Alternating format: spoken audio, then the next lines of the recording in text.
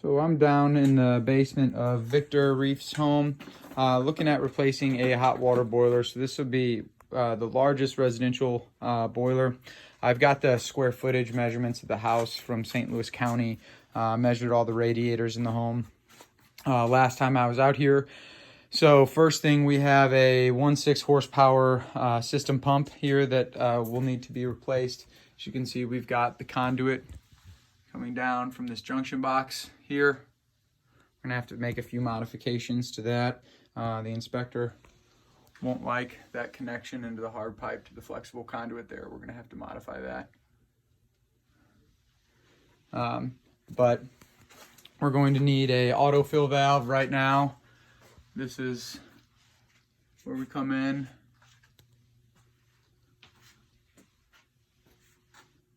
Shut off. Everything has to be done manually by hand if it needs more water. So we're going to install an autofill valve. As you can see, we've got a return currently coming in on both sides here.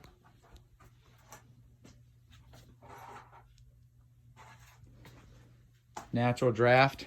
It goes up and goes out.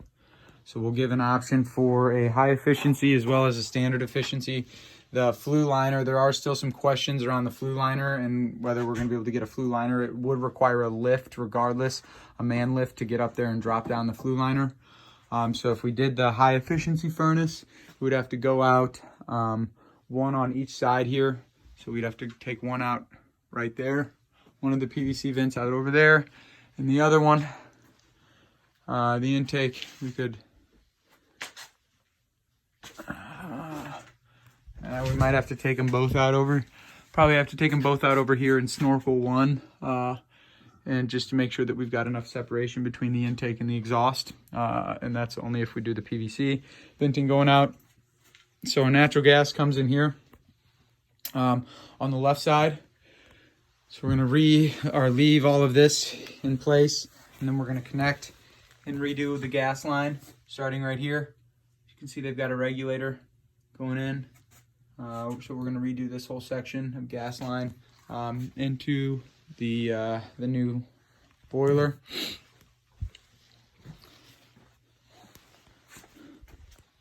So here's the front. I'm going to get the measurements, and I'll show you here in a second the door that we're going to try to take it out of, and the stairs that we'll have to go up, but this is likely, going to have to come out in pieces.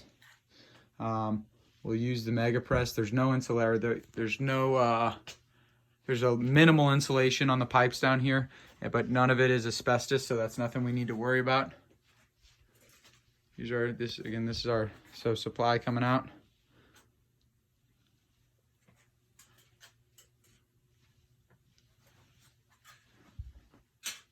We're gonna have to reconnect into. So as you can see, it goes here.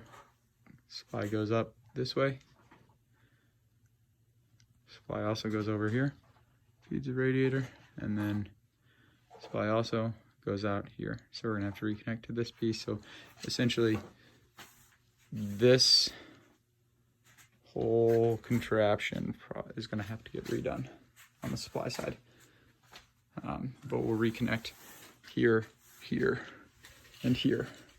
But all of this from here down is gonna have to get repiped. Let's see here. We're gonna replace the, or make sure that I haven't seen the thermostat wire where it comes down, but I'm gonna need to find the, actually this might be it right here. This is our thermostat wire. Is this it here?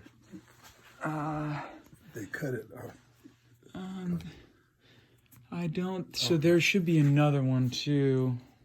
I'll find it here shortly, but I'm gonna have to figure out where exactly that's coming in. It might be in this conduit over here. So what I believe is happening, so our thermostat wire is coming into this box here, and so it's just on off. The thermostat's gonna tell it to turn on and turn off. So that's coming down, I think, into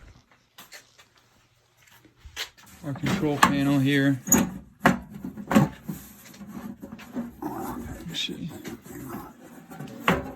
I'll figure out where the thermostat wire's coming in here in a second and do another section of the video, but that's it for this portion. I'll figure out that thermostat here, but there's a walkout right here, and I'll have a measurement here in just a second.